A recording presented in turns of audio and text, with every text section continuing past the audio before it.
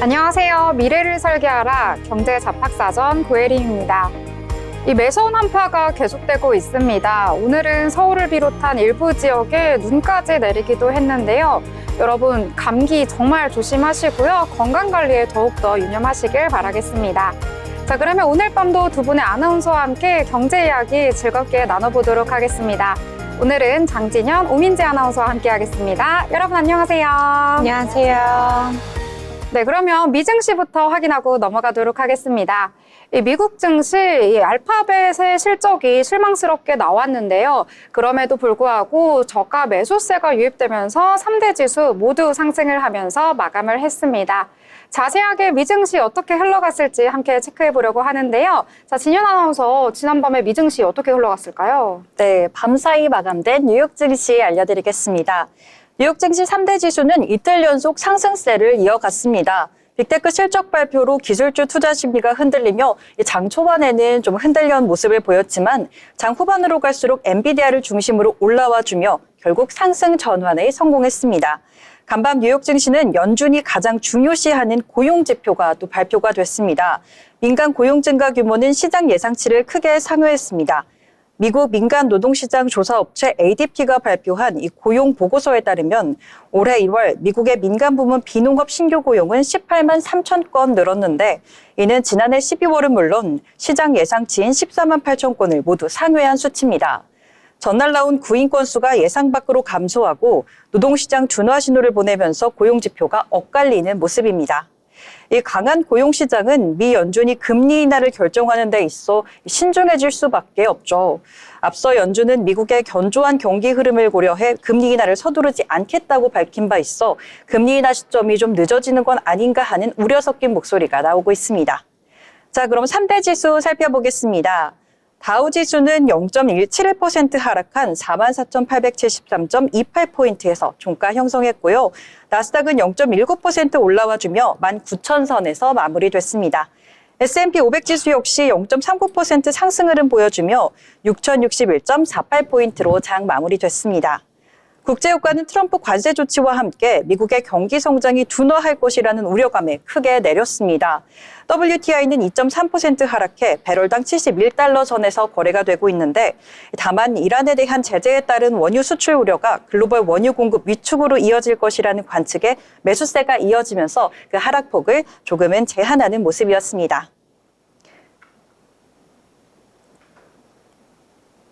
네, 반면 금값은 트럼프의 관세 전쟁 속 안전자산 선호 심리를 자극하며 연일 사상 최고치를 경신하고 있습니다.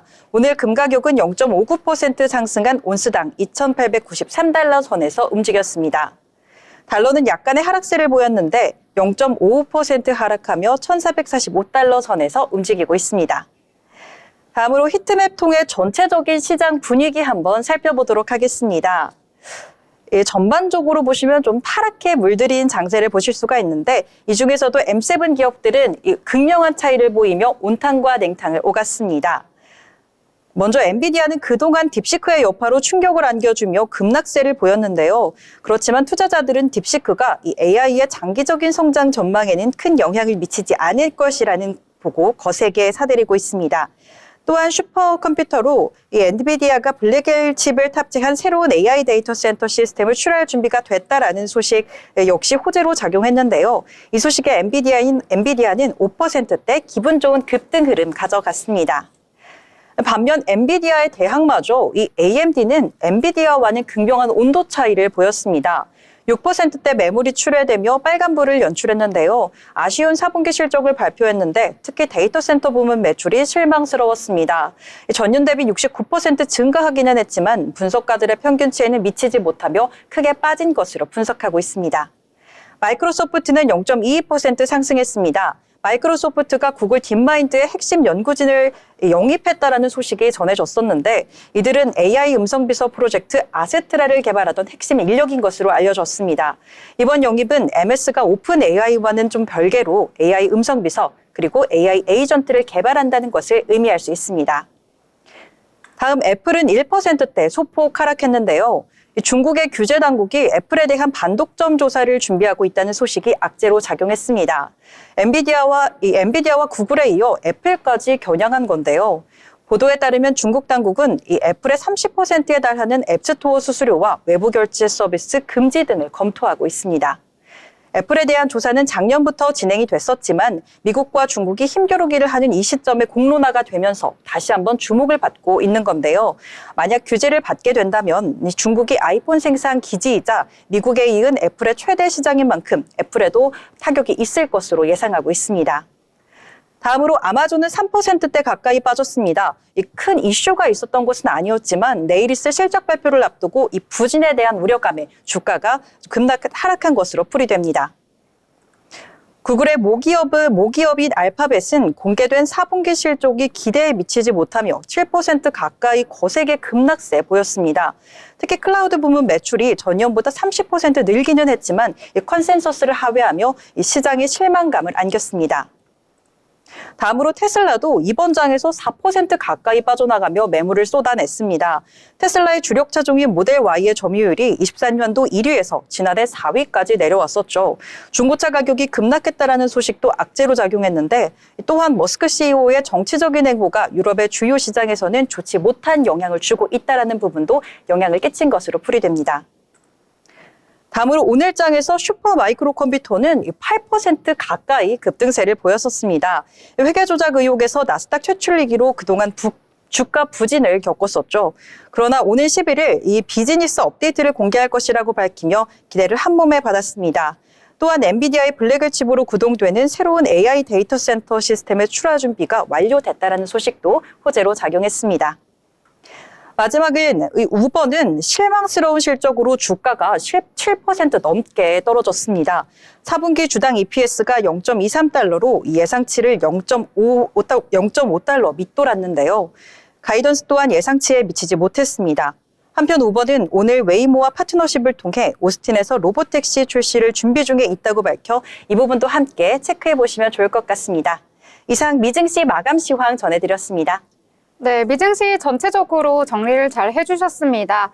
이 미증시는 기술주들 M7 기업 같은 경우에는 주가가 엇갈리는 흐름이 나타났는데요. 각 개별 기업들의 이슈에 따라서 주가가 움직이는 모습이 나타났고요. 크게 보자면 저가 매수세가 유입되면서 지수의 상승을 이끌었던 것으로 보이고 있습니다. 이러한 미증시의 전체적인 훈풍 국내 증시까지도 이어진 것 같은데요. 역시 미증시에 연동되는 우리 증시 함께 살펴봐야 할 것 같습니다. 자, 그래서 미국에서 나온 이슈 국내 증시까지 연결이 되면서 이 섹터가 오늘 장에서 강세를 보였는데요. 이 부분에 대해서 민지 아나운서가 준비하셨다고요? 네, 오늘 제가 주목한 테마는 우크라이나 재건주입니다. 미국 트럼프 행정부가 이 러시아와 우크라이나 전쟁 종전을 위한 구상을 제시할 거라는 소식이 전해지면서 국내 증시에서 우크라이나 재건주들 이 강한 상승세 흐름 보였습니다. 미국 블룸버그 통신은 현지 시간 6일 이 복수의 소식통을 인용해 미국 정부가 오는 14일부터 16일까지 독일에서 열리는 위넨 안보회의에서 동맹국들에게 우크라이나 러시아 전쟁 종전을 위한 계획을 설명할 거라고 보도했는데요. 이 특히 트럼프 행정부의 우크라이나 특사인 키스 켈로그가 직접 회의에 참석하면서 종전 계획을 발표할 가능성이 크다는 전망도 나오고 있습니다. 또 해당 계획에서는 교전을 잠정 중단하고 러시아의 점령지를 그대로 유지하는 한편 우크라이나에 대한 안전 보장을 제공하는 보다 구체적인 방안이 포함될 거라는 계획도 나오고 있는데요. 이 같은 보도가 전해지면서 우크라이나 재건 기대감이 확대되었고 또 국내 증시에서도 관련 종목들이 강세를 보이는 하루였습니다. 오늘 한국거래소에 따르면 SY스틸텍이 전거래일 대비 10.28% 상승한 7,510원에 종가 형성했습니다. 이 회사는 지난해 코오롱 글로벌과 함께 우크라이나 재건 사업을 추진하기로 협약한 바 있는데요. 그러면서 우크라이나 재건 수혜주로 분류되고 있습니다. 또 이외에도 건설 장비 업체인 HD 현대건설기계가 11% 넘게 오르며 7,900원에 거래 마감하며 강세를 보였습니다. 또 DYD, 삼부토건, SG, 대목, 대양전기공업 등도 모두 상승세를 기록했습니다. 이 종목들은 우크라이나 재건을 위한 주요 건설 및 인프라 관련 기업들로 이 전쟁 종전이 가시화될 경우 이 재건 사업 수혜가 기대되는 종목들인데요. 특히 HD 현대건설기계와 DYD, 삼부토건 등은 전쟁 이후 본격적인 재건 프로젝트가 시작될 경우에 이 직간접적인 수혜를 받을 것으로 예상됩니다. 또 최근 러시아 크렘린궁도 미국과의 관련 논의가 진행되고 있음을 인정하면서 전쟁 종식 가능성에 대한 기대감이 더욱더 커지고 있습니다. 또 블라디미르 푸틴 러시아 대통령과 블로디미르 젤렌스키 우크라이나 대통령도 대화 가능성을 열어두었습니다. 젤렌스키 대통령은 최근 인터뷰에서 푸틴 대통령과 직접 대화할 가능성이 있다고 밝혔고요. 러시아 측에서도 젤렌스키 대통령과 협상을 위한 대화를 진행할 수 있다는 입장을 내놓았습니다. 또 이처럼 미국과 러시아, 우크라이나 간 협상이 본격적으로 진행될 가능성이 높아지면서 전쟁 종전 이후 경제 회복과 재건에 대한 기대감이 높아지고 있습니다. 이 시장 전문가들은 이번 종전 구상 발표가 구체적인 실행 방안으로 이어질 경우에 우크라이나 재건 관련 테마주들의 추가적인 상승도 기대할 수 있을 거라고 바라봤습니다. 특히 건설 장비 및 인프라 관련 기업뿐만 아니라 철강, 에너지 관련 종목들도 수혜를 받을 가능성이 있는 만큼 이 관련 업종의 주가 흐름 자세히 살펴보셔야겠습니다. 또 현재 투자자들은 미국의 구체적인 종전 계획 발표와 또 주요국들의 반응을 면밀히 주시하고 있고요. 또 오는 14일부터 열리는 뮌헨 안보회의에서 어떤 내용이 구체적으로 발표될지 관심이 모이고 있습니다. 지금까지 우크라이나 재건 관련 테마주들 살펴봤습니다. 네, 우크라이나 재건 관련주들 오랜만에 강세를 보인 것 같습니다. 직전에는 이 트럼프 대통령이 이 후보 시절이었을 때 당선 확률이 굉장히 높기 때문에 트럼프 대통령이 이제 대통령이 된 후에 새로운 정부가 들어서게 되면 그때 이제 러시아와 우크라이나가 종전을 할 수 있는 그러한 내용이 전해질 수도 있다라고 해가지고요. 그때 재건주들이 전체적으로 좀 들썩이는 모습 보였는데 오랜만에 또 우리 시장에서 강세를 보인 것 같습니다. 좀 관심 있게 지켜보시는 분들이라면 이번 소식 앞으로 계속해서 이어져서 나올 것 같으니까요. 투자에 참고하시길 바라겠습니다. 자, 그러면 이번에는 저희가 뉴스에서 경제와 관련된 이슈들 모아서 한번 짚어보려고 하는데요. 자, 진현 아나운서 어떤 내용 준비하셨을까요? 네, 오늘 신문에서 발췌한 기사를 전해드리는 뉴스 브리핑 시간입니다. 그럼 첫 번째 뉴스부터 만나보겠습니다. 첫 번째 소식은 정부 부처가 딥시크 사용을 차단했다라는 내용의 기사입니다. 산업통상자원부, 외교부, 그리고 국방부 등 주요 정부 부처가 중국의 생성형 인공지능 스타트업인 딥시크에 대해 5일 일제히 차단령을 내렸습니다. 민감한 정보 데이터가 중국의 서버를 둔 딥시크에 유출될 수 있다는 우려 때문이라고 밝혔는데요. 이 딥시크는 AI 학습 과정에서 이용자 정보 등 과도하게 수집한다는 지적을 받고 있어 일본뿐 아니라 지금은 세계 각국에도 딥시크 사용 규제에 나서고 있습니다.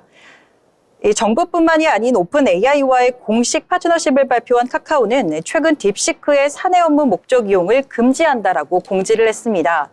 다만 이 같은 차단이 얼마나 효력을 발휘할지는 미지수라고 밝혔습니다. 다음 두 번째 소식입니다. 금값 또 사상 최고치, 거래대금도 역대 최대. 트럼프 미국 대통령이 쏘아올린 관세 전쟁이 본격화되면서 안전자산인 금값이 천정부지로 상승한 가운데 국내 금 거래대금이 사상 최대치를 갈아치웠다고 합니다. 관세 전쟁에 따른 불확실성에 더해 각국 중앙은행들의 지속적인 금 매입과 경기 둔화 우려 등의 금 수요가 몰리면서 증권가에서는 올해 금 가격이 온스당 3,000달러까지 갈 수 있다라는 전망까지 나오고 있습니다. 수입품에 대한 관세가 늘면 물가 상승이 불가피해 이 화폐 가치가 떨어지고 실물 자산인 금의 수요가 몰리는 것으로 풀이되는데요. 아울러 주요 신흥국 중앙은행의 금 매입이 계속되고 이 유로존의 금리 인하 사이클, 글로벌 ETF 등 금 보유 확대도 금값 상승을 부추긴 요인으로 작용하고 있다고 합니다. 시장에서는 당분간 금값 상승세가 이어질 것으로 전망하며 이 부담스러운 가격이 상승폭 일부를 제한할 수는 있지만 방향 자체를 전환시키지는 못할 것이라고 내다봤습니다. 다음 소식입니다. 환율 방어의 1월 외환 보유액 한 달새 46억 달러 증발이라는 내용의 기사입니다. 외환 당국이 지난달 1,470원대까지 치솟은 원달러 환율 방어에 나선 결과로 우리나라 외환 보유액이 지난달 46억 달러, 약 6조 6,500억 원가량 감소했습니다. 한국은행이 5일 발표한 외환 보유액 통계에 따르면 1월 말 기준 한국의 외환 보유액은 4,110억 1,000만 달러로 집계됐는데 지난해 12월 말보다 45억 9천만 달러 감소한 것으로 나타났습니다. 이는 9개월 만에 가장 큰 감소폭입니다. 한은은 지난달 외환 보유액이 줄어든 원인으로 외환 시장이 변동성 완화 조치를 꼽았습니다. 트럼프 미국 대통령 취임 이후 원달러 환율이 급격히 오르자 하느니 시장에 달러를 팔고 원화를 사들이는 시장의 개입에 나섰다는 겁니다. 또한 국민연금과 외환스워프 증액에 나선 것도 외환 보유의 감소로 이어졌다는 분석입니다. 일각에서는 당분간 이 외환 보유의 감소 추이를 지켜볼 필요가 있다라는 분석을 내놨습니다. 다음은 비트코인에 관한 소식입니다. 트럼프 행정부 가상자산 정책 책임자 이 데이비드 sak스의 첫 번째 기자회견에서 시장의 우호적인 정책이 언급되지 않자 주요 코인 가격이 일제히 하락했습니다. 지난 4일 미국 백악관 가상자산 차르로 임명된 데이비드 sak스 페이팔 전 최고 운영 책임자가 기자회견을 열어 이 시장에서는 첫 기자회견을 계기로 트럼프 행정부의 친가상자산 행보가 본격화될 것으로 기대를 했습니다. 그렇지만 이날 발표된 구체적인 내용은 없이 살펴보겠다는 취지의 원론적인 얘기만 나와 실망감을 안겼습니다. 이날 sak스는 재무부와 법무부, 상무부 장관 등 주요 행정부 인사들로 구성된 가상자산 행정기관 태스크포스 설립 소식을 전했다고 합니다. 또 현재 상원과 하원에서 추진되고 있는 스테이블 코인 법안에 대한 기대감과 함께 추후 가상자산의 발행과 운행을 규율하는 연방 규제 프레임워크를 제안할 것이라고 전했습니다. 그러나 이 가장 관심을 모은 비트코인의 전략적 비축에 대해선 백악관 실무그룹이 전략적 비트코인 준비금 타당성을 조사하고 있다라며 말을 아끼는 모습을 보였는데요. 다만 전문가들은 트럼프 행정부가 초기 단계인데다 명확한 정책 프레임워크가 마련되지 않은 상황에서 구체적인 내용을 언급하기는 어려울 수밖에 없다라고 평가 중에 있습니다. 또 향후 3에서 5개월 내에 세부적인 안을 제시할 것으로 내다봤습니다. 마지막은 현재 뜨거운 감자, 이 AI에 관한 소식을 들고 왔습니다. 오세훈 서울시장이 AI 핵심 강국 진입과 경쟁력 확보를 위해 국내 최고 AI 전문가들과 만남을 가졌습니다.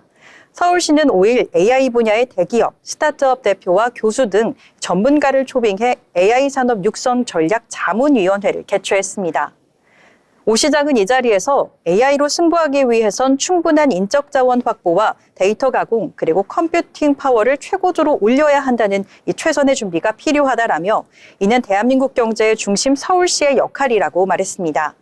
뿐만 아니라 이 현재 서울시에는 불필요한 규제가 AI 산업 발전에 걸림돌이 되거나 첨단 경제 발전을 저해하지 않도록 관련 규제에 대한 과감한 개혁을 추진 중이며 산업계와 긴밀히 협력해 기업이 자유롭게 혁신할 수 있는 환경을 만들어가고 있다고 이같이 말했습니다. 서울시는 지난해 전국 지자체 최초로 행정에 AI 기술을 접목한 서울시 AI 행정 추진 계획을 발표했고 3년간 총 2,064억 원을 들여 투입할 계획이라고 밝혔습니다. 이날 회의에서 전문가들의 의견을 청취한 오세훈 서울시장은 딥시크의 출연이 우리도 할 수 있다는 기회의 문을 열어줌과 동시에 서울시 AI 발전에 대한 힌트와 발상의 전환의 기회를 줬다며 전문가 의견을 충분히 반영해 대한민국 국민에게 희망을 줄 수 있는 AI 산업 육선 전략과 비전을 빠른 시간 내에 마련하겠다라고 전했습니다. 지금까지 뉴스 브리핑 전해드렸습니다. 네, 이렇게 뉴스에서 경제 뉴스 모아서 잘 정리를 해주셨습니다.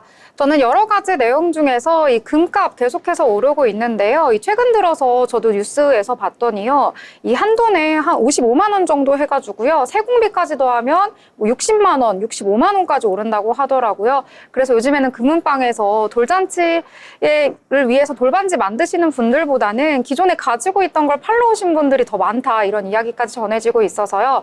안전자산 선호 심리 계속해서 커지고 있구나라는 걸 피부로 느꼈던 그러한 내용들도 있었습니다. 여러분들도 참고하셔가지고요. 금 투자도 유의 깊게 지켜보시면 좋을 것 같네요. 자, 이렇게 여러 가지 이야기들 함께 나눠봤습니다. 더불어 본 방송에서 제공하는 정보는 투자 판단을 위한 조언일 뿐 해당 종목의 가치, 상승과 하락에 대해서는 보장하지 않습니다.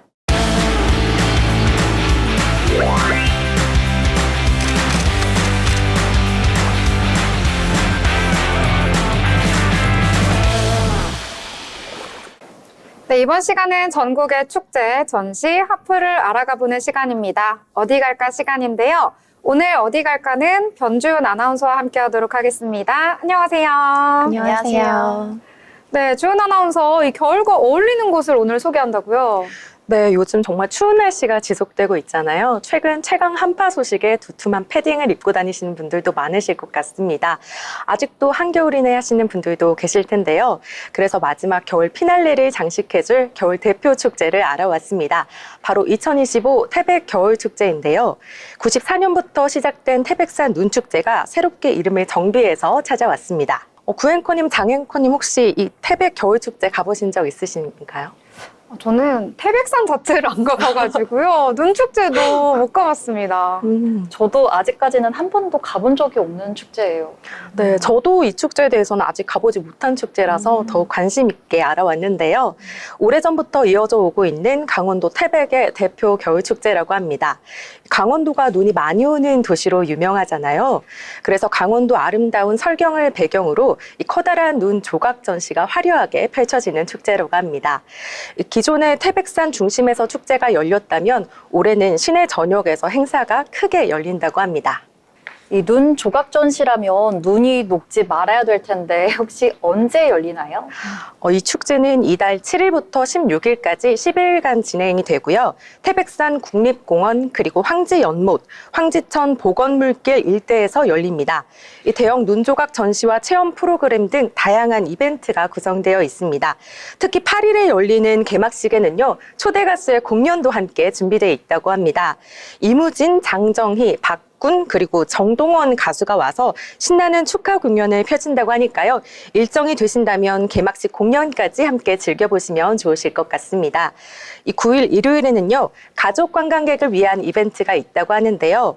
작년에 100만 관광객을 동원한 흥행했던 애니메이션 사랑의 핫쇼핑 혹시 기억하시나요? 뮤지컬로도 인기가 대단했던 공연인데요. 이 아이들이 열광하는 캐치 티니핑의 캐릭터들입니다. 이 캐릭터들이 축제장에 찾아와서 노래와 춤을 추면서 싱어롱쇼 공연을 펼친다고 합니다. 이 부모님을 모시고 가신다면 트로트 가수 공연이 펼쳐지는 8일에 가보시는 걸 추천드리고요. 아이들과 함께 가신다면 9일에 가보시는 걸 추천드립니다. 네, 공연이 들어보니까 라인업이 정말 어마어마하네요. 어르신들도 좋아할 것 같고 아이들도 좋아할 것 같습니다. 엄청나게 신경을 쓴 것 같은데요. 여기에 프로그램은 또 어떻게 준비되어 있는지 이 부분도 좀 궁금해요.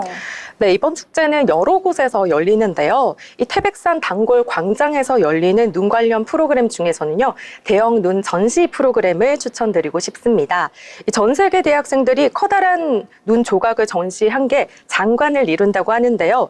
이 태백산 눈 축제가 아니라면 볼 수 없는 이 초대형 전시인 만큼 이 눈 조각 전시는 꼭 보시라고 말씀드리고 싶습니다. 네, 초대형 눈 조각 전시라니 이게 듣기만 해도 웅장해지고 너무 멋질 것 같은데요. 다른 재밌는 구성도 있나요? 네, 축제하면 재미 요소가 또 빠질 수 없는데요.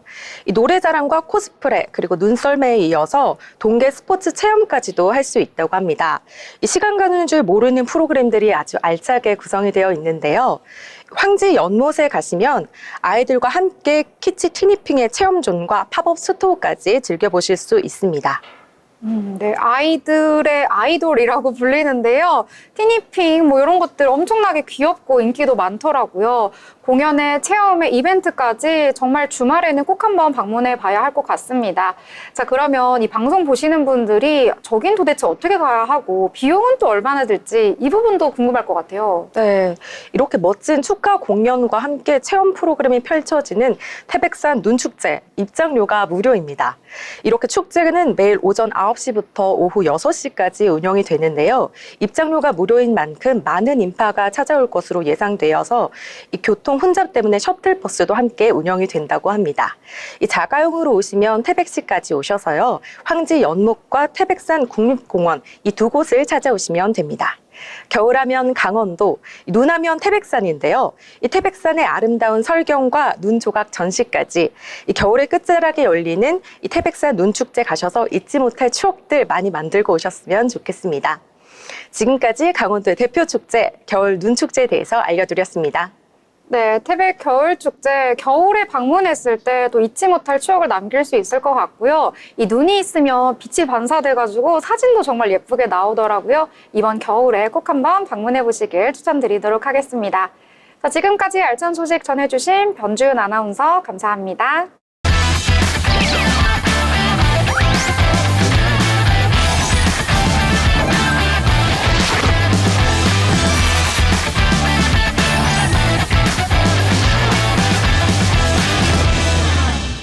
네, 이번 시간은 돈을 잘 벌고 싶은 고수가 되고 싶은 아나운서들이 모여서 경제 이야기, 주식 이야기 함께 나눠보도록 하겠습니다.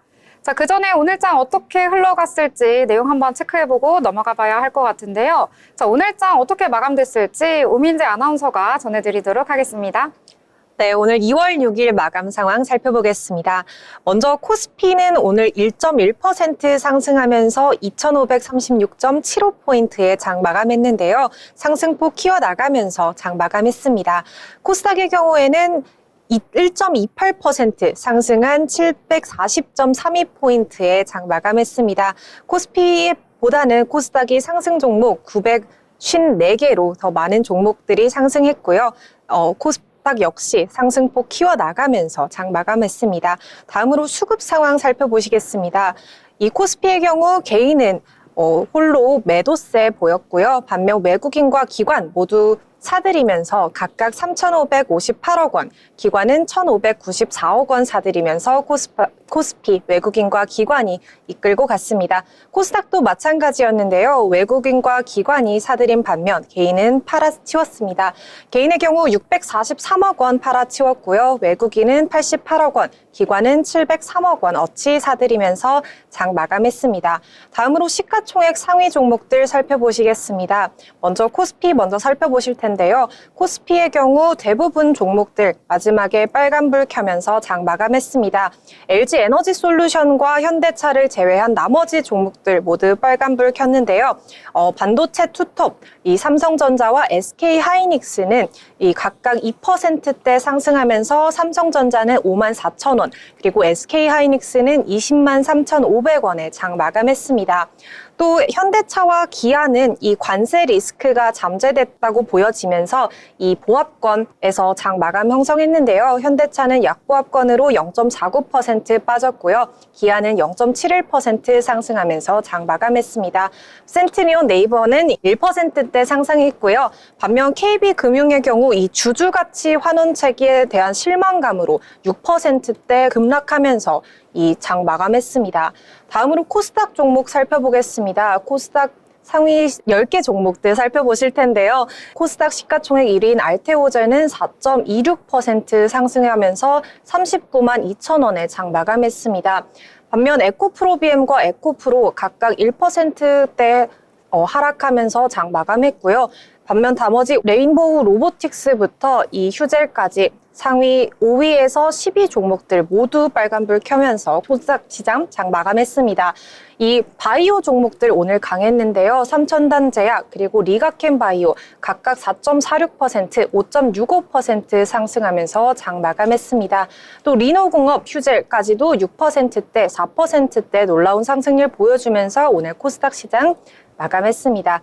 네, 지금까지 2월 6일 마감 시황 살펴봤습니다. 네, 오늘 장 정리 잘 해주셨습니다. 오늘 양대 시장 모두 상승을 하면서 마감을 했습니다. 어제 이어서 또 한 번 상승으로 마감을 한 건데요. 코스피 같은 경우에는 전거래일 대비 1.1% 상승하면서 2,536선에서 마감을 했습니다. 오늘 양 주체 외국인과 기관 모두 매수로 대응을 했는데요. 외국인 같은 경우에는 코스피 시장에서 장 초반에는 매도 우위를 보였었는데 장 후반으로 가면서 매수 전환하는 모습 보였다라고 보실 수가 있겠고요. 코스닥 같은 경우에도 분위기가 좋았습니다. 계속해서 견조한 상승세 이어나가면서 1.28% 상승한 740선에서 거래를 마치는 모습 나타났는데요. 외국인과 기관 모두 역시 매수로 대응하긴 했지만 물량 자체가 크지는 않기 때문에 그렇게 큰 폭의 영향을 주진 않았다라고 보실 수가 있겠습니다. 이 시가총액 상위에 위치한 종목들 대부분 오늘 상승하는 모습 보였는데요. 특히 삼성전자와 SK하이닉스 최근 들어서 좀 약세를 보였었는데 오랜만에 양투톱 모두 상승을 하면서 마감을 했습니다. 이 반도체 투톱 같은 경우에는요, 이 미국의 필라델피아 반도체 지수가 이 미국 시장에서 잘 나오기도 했고요. 또 미국의 빅테크 기업들이 AI에 투자를 하겠다라는 소식 속에서 이 호재로 작용을 하면서 오늘 빨간불 켰다라고 보실 수가 있겠습니다. 이 코스닥 시장에서는 2차 전지 형제들은 오늘 좀 약세를 보였고요. 그 외 종목들 일제히 상승하는 모습 보여주면서 오늘 전반적으로 상승세를 이끌었다라고 있다라고 보실 수가 있겠습니다. 오늘 시장에서는 식품이라든지 음료 업종이 3% 넘는 상승을 보여줬고요. 디스플레이 관련된 종목들도 5% 정도 이 업종에서 상승을 보이면서 지수를 이끌었다라고 보실 수가 있겠습니다. 자, 오늘도 또 한 번 상승해주면서 올랐던 섹터와 테마들 함께 이야기 나눠보려고 하는데요. 자, 오늘 장에서 진현 아나운서는 어떤 내용에 주목을 해보셨을까요? 네, 저는 오늘 국내 증시에 훈풍이 불어온 것에 걸맞게 상한가를 터치했던 종목을 들고 왔는데요. 바로 재건주로 20%대 강세를 보였던 3일 CNS입니다. 트럼프 언급으로 오늘 국내 증시에는 우크라이나 재건 테마주 주가가 강세를 보였습니다. 그중 콘크리트 제품 제조업 회사 이 3일 CNS가 강력한 상승세를 보이며 시장의 주목을 한몸에 받았는데요. 오늘 상한가를 터치하기도 했었죠. 전일 주가가 하락세를 보였던 3일 CNS는 이날 강한 반등에 성공하며 시장 참여자들의 이목을 집중시켰습니다. 현재 이러한 움직임은 단기적인 매수세 유입에 힘입은 것으로 보이며 투자 심리가 크게 개선된 가운데 변화무쌍한 시장 상황에서도 두드러진 흐름을 나타난 것으로 풀이됩니다. 다만 전반적인 시장은 여전히 변동성이 작지만은 않은 상황입니다. 국내외 경제 변수와 투자 심리가 교차하며 주가 움직임에 영향을 미칠 가능성을 완전히 배제할 수는 없기 때문에 3일 CNS의 급등이 일시적인 흐름일지 아니면 지속적인 상승 추세의 신호일지는 조금 더 신중하게 지켜봐야 할 것 같습니다. 이렇게 무섭게 올라가던 3일 CNS는 쭉쭉 올라가다가 오늘 종가에 29.97% 급등세로 끝까지 마무리가 됐습니다. 네, 오늘 장 초반에 장 개장하자마자 급등세 보여가지고요. VI 발동이 되기도 했었는데요. 결국에는 상한가 터치하고 상한가 그대로 풀리지 않은 채로 마감을 했다라고 보실 수가 있겠습니다. 저희 아까 오프닝에서도 말씀드렸다시피 오늘 장에서는 우크라이나와 관련해서 재건주 테마가 일제히 강세를 보였는데요. 특히 3일 CNS 같은 경우에 상한가 터치하긴 했지만 워낙 또 주가가 작은 기업이기 때문에요. 투자를 하실 때는 유의를 해주셔야겠습니다. 자, 그러면 또 다른 이야기 함께 나눠보려고 하는데요. 작년 여름쯤에 이 내용이 굉장히 우리 시장에서 핫했습니다. 여러분 다들 아시는 불닭볶음면인데요. 또 이와 관련된 기업이 오늘 장에서 주목을 받았습니다. 자, 이 내용 또 오늘 준비하셨다고요? 네, 오늘 불닭볶음면 이 삼양식품 관련 소식 전해드리려고 준비해왔습니다. 이 삼양식품이 역대급 호실적 발표했고요. 이에 따라 종가는 14.91% 상승하면서 80만 9천 원에 장 마감했습니다. 이 어제 장 마감 이후에 삼양식품은 2024년 실적을 발표했는데요. 이 연결 기준 매출액은 1조 7,300억 원으로 전년 대비 45% 증가했고요. 영업이익은 3,442억 원으로 133% 급증했습니다. 당기 순이익도 115% 증가한 2,723억 원을 기록하며 창사 이래 최대 실적을 이뤄냈습니다. 특히 삼양식품의 실적 성장세는 2016년 불닭볶음면 수출이 본격화된 이후 8년 연속 지속되고 있습니다. 이 지난해 호실적의 주요 배경으로는 수익성이 높은 해외 비중 증가가 꼽혔는데요. 실제로 해외 매출 비중은 2023년 68%에서 또 지난해 3분기 기준 77%로 크게 늘어났습니다. 이 미국과 유럽에서 불닭 브랜드의 인기가 확산되면서 해외 수요가 급격히 증가한 게 이 최대 실적으로 이어지게 됐습니다. 삼양식품은 수출 전진 기지인 밀양 공장을 기반으로 해외 수요에 적극 대응했는데요. 현지 소비자들을 위한 맞춤형 이벤트와 또 대대적인 브랜드 캠페인을 전개하면서 글로벌 시장에서의 입지를 더욱 강화했습니다. 또한 미국 SNS에서 까르보 불닭 볶음면이 화제로 떠오르면서 이 브랜드 인지도가 급상승했고요. 또 이에 맞춰서 월마트와 코스트코 등 이 미국 주요 마켓 채널에서 이 입점이 빠르게 진행이 됐습니다. 덴마크 핵불닭 볶음면 리콜 사태도 이 브랜드에 대한 관심을 전 세계적으로 확대시키면서 이 글로벌 시장에서 불닭볶음면에 대한 관심이 더욱더 높아지게 됐습니다. 이러한 기대감 속에서 오늘 주가 강세 보였는데요. 장중 1시 20분쯤에는 17%가량 오르면서 최고가 82만 8천 원을 터치하기도 했습니다. 한편 삼양식품은 올해 두 번째 이 밀양 공장 완공을 앞두고 있고요. 7월부터 상업 생산이 본격화되면은 이 북미 또 그리고 유럽 시장 확대가 더욱 가속화될 전망입니다. 이 KB증권은 삼양식품이 불닭 브랜드 인기를 바탕으로 해외 시장에서 지속적인 성장을 이어갈 것으로 내다봤고요.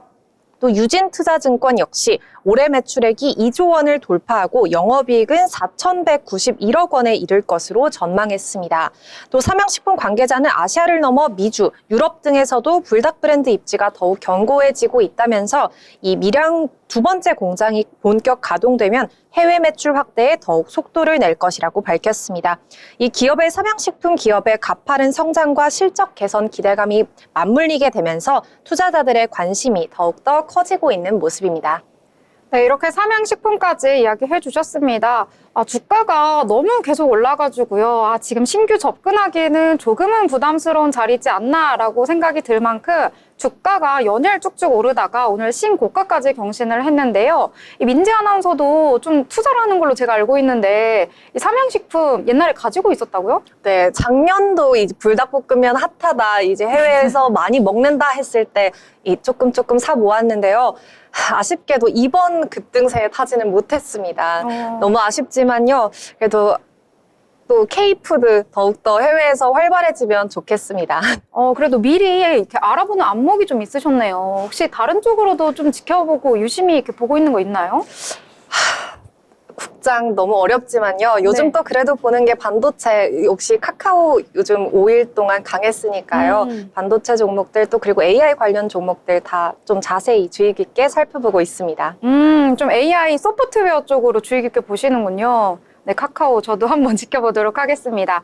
자, 이렇게 삼양식품 이야기, 불닭볶음면 이야기 했는데요. 오늘 장에서 삼양식품이 잘 나가다 보니까 또 같이 딸려온 종목이 있습니다. 라면 먹을 때 저희 면만 먹는 거 아니잖아요. 여기에 들어가는 소스가 또 중요한데요. 이와 관련된 기업 보셨다고요?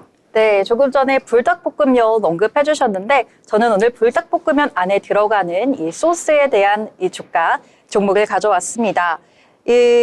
이번에는 익히 아시다시피 이 S&D 불닭볶음면의 소스를 공급하는 회사죠. S&D는 K푸드 열풍의 최대 수혜주로 평가받고 있는데 실적 증대가 주가 상승을 이끈 것으로 풀이됩니다. 앞서 S&D는 불닭볶음면의 글로벌 히트에 힘입어 연매출 1,000억 원을 돌파하는 등 역대 최대 실적을 달성했다고 밝혔는데요. 불닭 소스 외에도 다양한 식품 소스 및 조미료를 생산하며 꾸준히 그 성장세를 이어오고 있습니다. 지난해 매출도 전년 대비 31.6%, 883억 원 증가했다고 하는데요. 특히 기관이 7거래일 연속으로 이 매수세를 보이며 계속해서 견조한 흐름 보여주고 있습니다. 이렇게 오늘장에서 S&D 무섭게 급등세를 보이다 오늘도 종가 29.78% 올라가며 56,000원으로 종가 형성했습니다.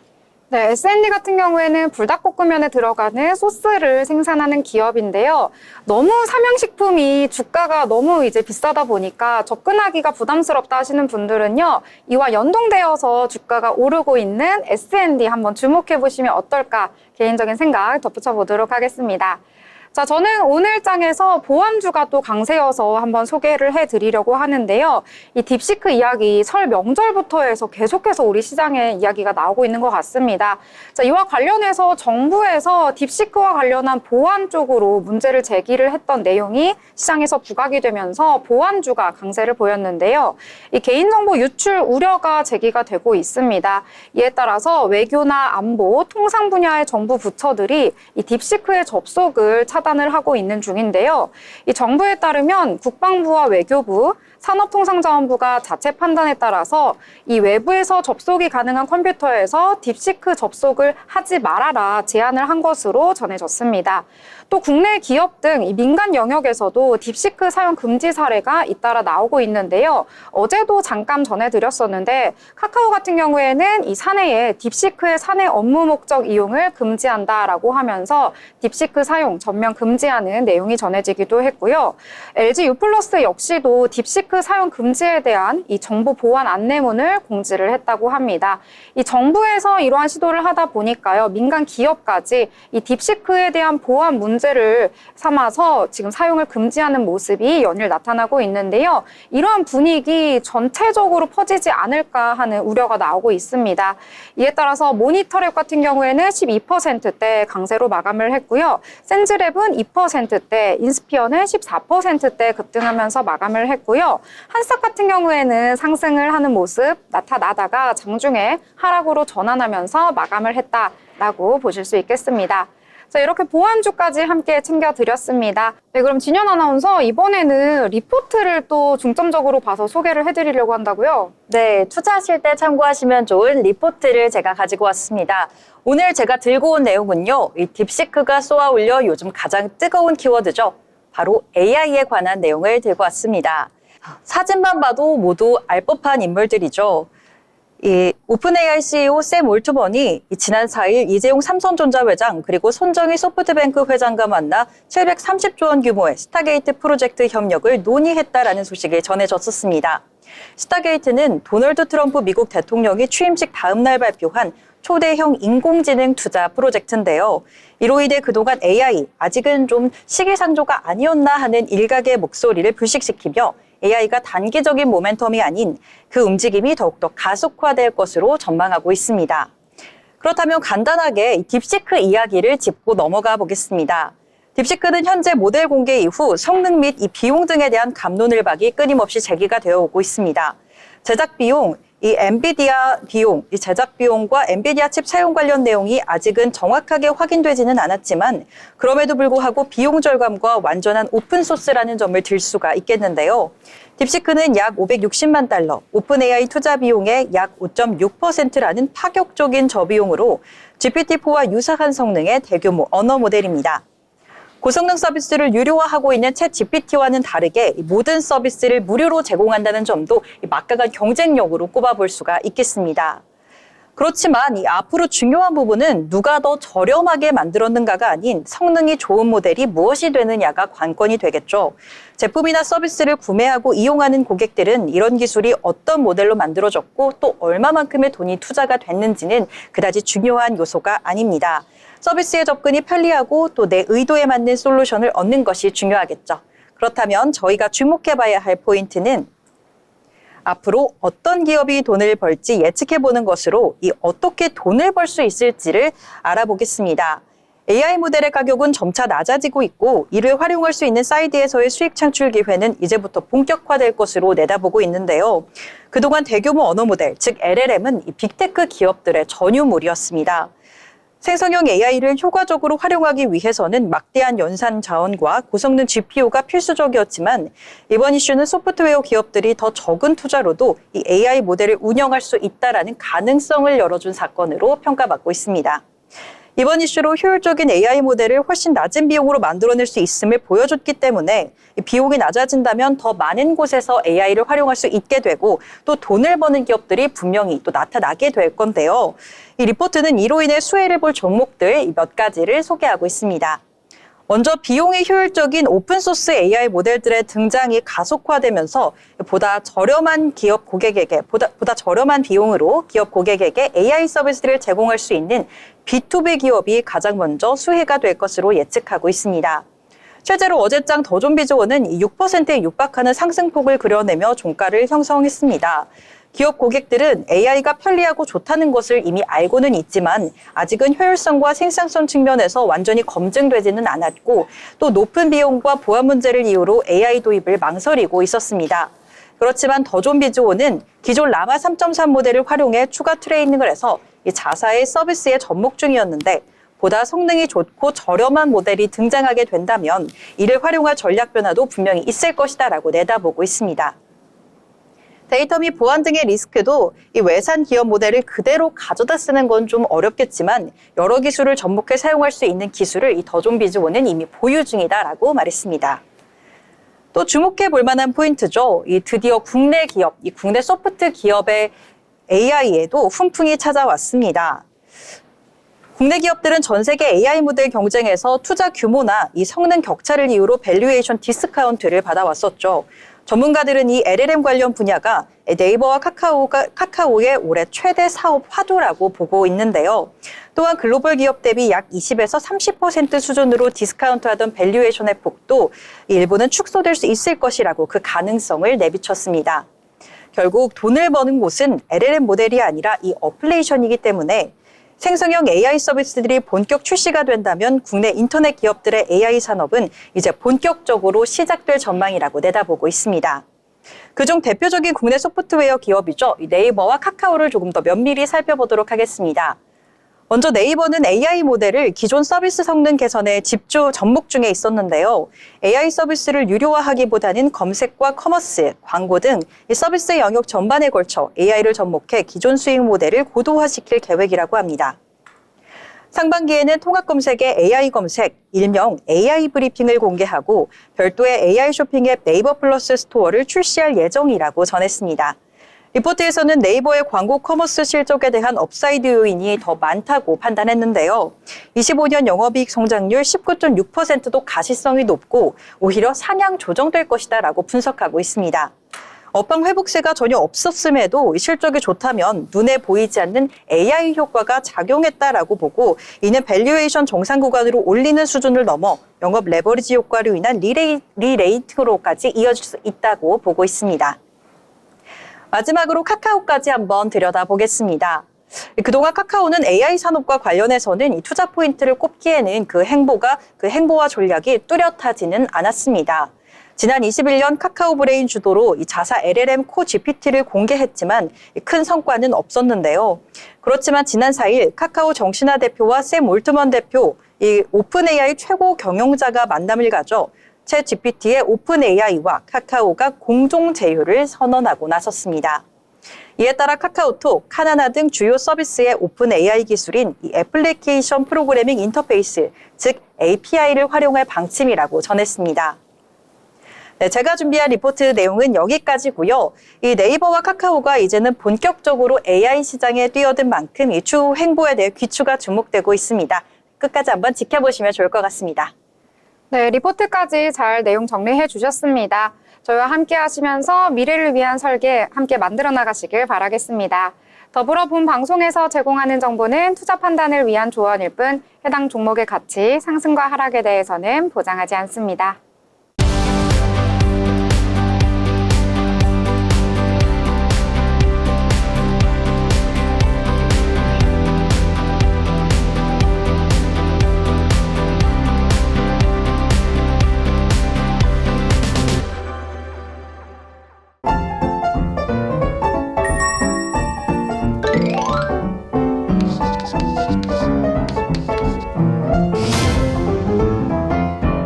네, 이번에는 오늘장 한 줄로 저희가 정리를 해보도록 하겠습니다.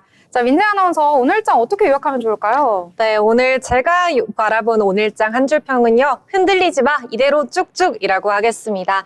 이 3거래일 연속 계속 상승하고 있고요. 또 2,500선 회복한 만큼 이대로 갔으면 좋겠습니다. 더 이상 흔들리지 말고 변동성 없이 올라가는 흐름 보여줬으면 좋겠습니다. 네, 되게 당차게 말씀해 주셔서 정말 내일도 쭉쭉 올라갈 것 같습니다. 자, 그러면 진현 아나운서는 오늘장 어떻게 평가해 볼까요? 네, 저는 이 미국 뉴욕 증시 부럽지 않다라고 좀 정리를 해볼 수가 있겠는데요. 그동안 항상 우리 국내 증시, 우리 국장하시는 분들 뉴욕 증시 상승세를 보면서 좀 배 아파하시는 분들도 많았을 것 같은데요. 이번에는 그러실 필요가 없이 우리 증시도 꾸준하게 또 올라와주고 있고 또 단기적인 모멘텀이 아닌 장기적인 측면에서도 또 좋은 기대를 해볼 수 있다라는 실적까지도 양호한 만큼 앞으로도 우리 증시 꾸준하게 이대로만 올라갔으면 좋겠다라고 정리해보고 싶습니다. 네, 저도 같은 생각인데요. 미국 증시가 잘 나가든 못 나가든 우린 계속 못 나갔었는데 요즘에는 커플링 되고 있는 것 같습니다. 자, 우리 증시도 살아나라 이렇게 정리해 보도록 하겠습니다. 자, 이번 주 이제는 금요일 단 한 거래일만을 남기고 있습니다. 내일도 평온하게 하루 잘 보내시고요. 저희는 내일 방송으로 다시 찾아뵙도록 하겠습니다. 시청해주신 여러분 고맙습니다.